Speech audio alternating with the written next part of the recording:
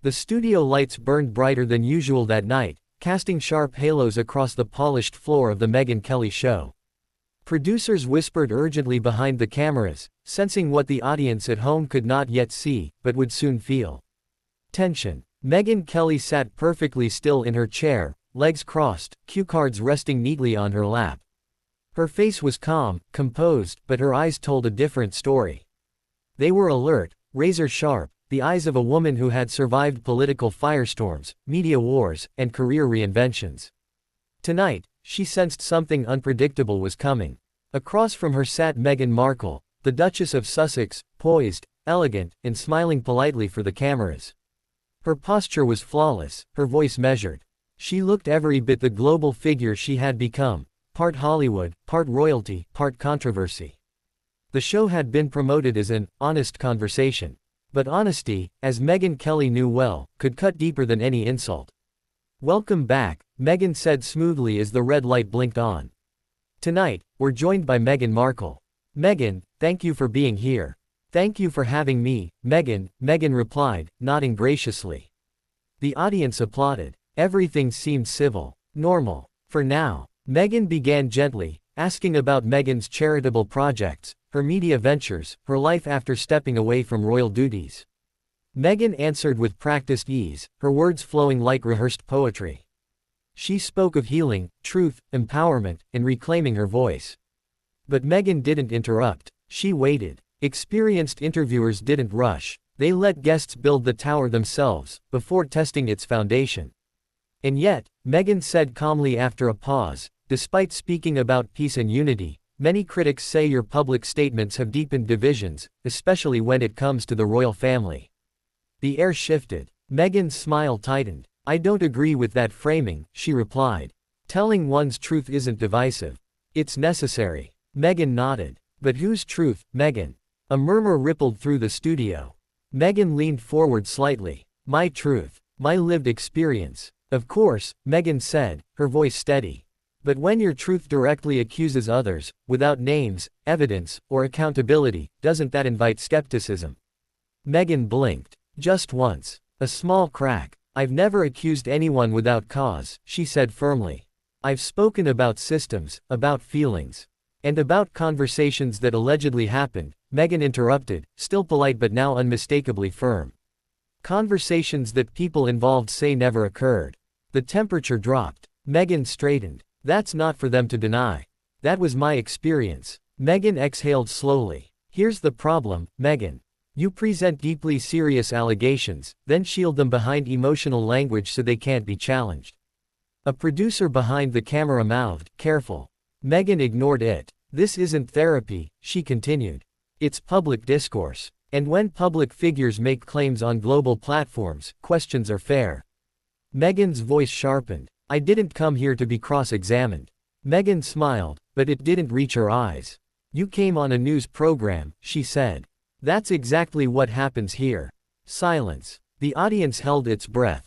Megyn crossed her arms. "With respect, Megyn, your commentary on me in the past hasn't exactly been neutral."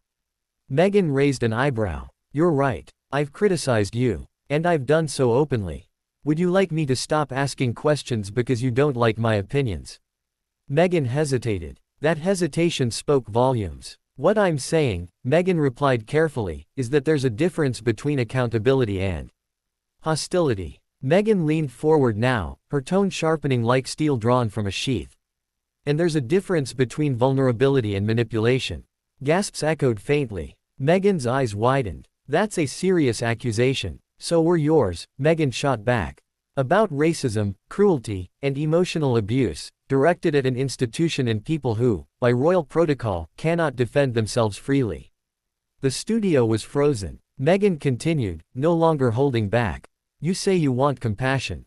But compassion requires responsibility. You can't demand sympathy while refusing scrutiny." Megyn's voice trembled, not weak, but furious. "You have no idea what I went through." "You're right," Megyn replied coldly. "Because every time someone asks for details, you retreat behind ambiguity." The audience erupted, half applause, half shocked murmurs. Megyn shook her head. "This is exactly the kind of media environment that silences women." Megyn didn't flinch. "No," she said firmly. This is the kind that refuses to treat powerful women like fragile glass. The words landed like a hammer. Megyn opened her mouth, then closed it. For the first time since the interview began, she looked unsettled. Megyn straightened in her chair. You wanted to control the narrative, she said. But narratives don't belong to individuals once they're broadcast to millions. A long pause followed. The camera zoomed in on Megyn's face. Her composure was slipping. The calm veneer cracked under the weight of direct confrontation. This interview, Megyn said quietly, feels hostile. Megyn tilted her head. Truth often does, to people who aren't used to being challenged. The red live sign glowed ominously above them. And everyone, viewers, producers, even Megyn herself, knew something had crossed a line. The real confrontation had only just begun. The silence in the studio stretched so long it felt uncomfortable, almost unbearable. Even the camera operators seemed unsure whether to move. The red live sign still burned above the set, unforgiving and bright, reminding everyone watching that there would be no edits, no second takes, no chance to soften what came next. Meghan Markle inhaled deeply, clearly trying to regain control. Her fingers tightened around the armrest of her chair. She had faced critics before, tabloids, commentators, even politicians, but this was different. This was direct, surgical, and live. Megyn said at last, her voice calm but strained, this feels less like journalism and more like a personal attack. Megyn Kelly didn't raise her voice. She didn't need to. If asking for clarity feels like an attack, she replied, that says more about the narrative than the questions. A ripple of applause broke out, quickly hushed by the studio coordinator. Megyn shook her head. I've shared my story countless times. I've explained the pain, the isolation, the pressure. What more do people want from me? Megyn leaned back slightly. Consistency, she said. Details. And honesty that doesn't change depending on the audience. That landed hard. Megyn's eyes flashed. Are you implying I'm lying? I'm implying, Megyn answered carefully, that your story evolves, sometimes dramatically, and when people notice that, you accuse them of cruelty instead of answering. The tension snapped like a wire pulled too tight. That's unfair, Megyn shot back. Trauma isn't linear. Memory isn't perfect. True, Megyn agreed. But credibility still matters. The audience gasped again. Megyn leaned forward now, no longer hiding her frustration. You sit here with your platform, protected, powerful, and you judge how I survived. Megyn met her gaze without blinking. You are one of the most powerful women in the world. Let's stop pretending you're defenseless. That line exploded across social media in real time. A producer's voice crackled through Megyn's earpiece. We're trending. Massive numbers. Megyn didn't smile. Megyn stood abruptly. Gasps filled the studio. I will not be spoken to like this, Megyn said, her voice trembling with anger. This is exactly why I left that environment, people who weaponize authority and call it truth. Megyn remained seated, composed. Walking away doesn't make questions disappear. Megyn turned toward the cameras. I came here in good faith. But this interview has become hostile, dismissive, and deeply misogynistic. The word misogynistic hung in the air like smoke. Megyn finally stood. Strong women being questioned is not misogyny, she said firmly. It's equality. Thunderous applause erupted, louder this time, impossible to contain. Megyn stared at the audience, visibly shocked that not all of them were on her side. You see, she said, gesturing around. This is the culture. Tear women down for telling their truth.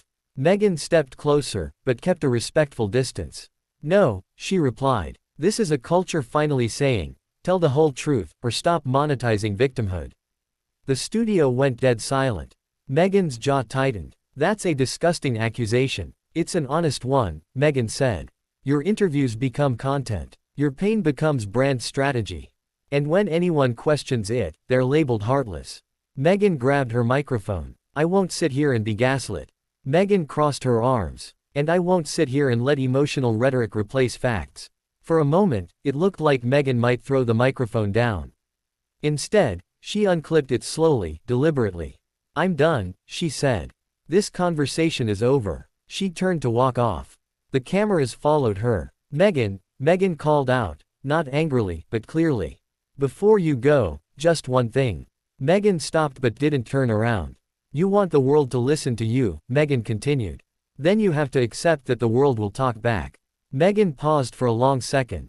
Then she walked off the set. The studio erupted, some applause, some stunned silence, some visible discomfort. Megyn returned to her chair and faced the camera. "Well," she said calmly, "that happened." A nervous chuckle rippled through the audience. "Let me be very clear," Megyn continued, her tone measured and deliberate.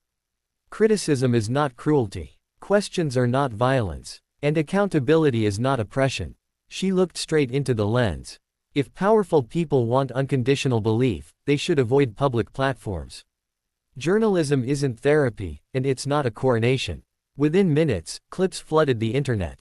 Hashtag Megyn Kelly, hashtag Meghan Markle, hashtag Live TV Meltdown, hashtag Walkoff. Celebrities weighed in. Journalists debated. Fans and critics clashed viciously online. Some hailed Megyn as fearless, finally saying what others wouldn't. Others accused her of ambushing Megyn and reinforcing a hostile media culture. Megyn's team released a statement within the hour, calling the interview aggressive, disrespectful, and emotionally unsafe. Megyn responded with a single tweet. "If questions feel unsafe, maybe the answers aren't solid." The tweet went viral. By morning, every major outlet was covering it. Panels argued. Psychologists debated trauma and truth. Media experts dissected every second of the exchange frame by frame. But one thing was undeniable. The carefully controlled narrative had shattered. Meghan Markle had walked into the studio expecting sympathy. Megyn Kelly had delivered scrutiny.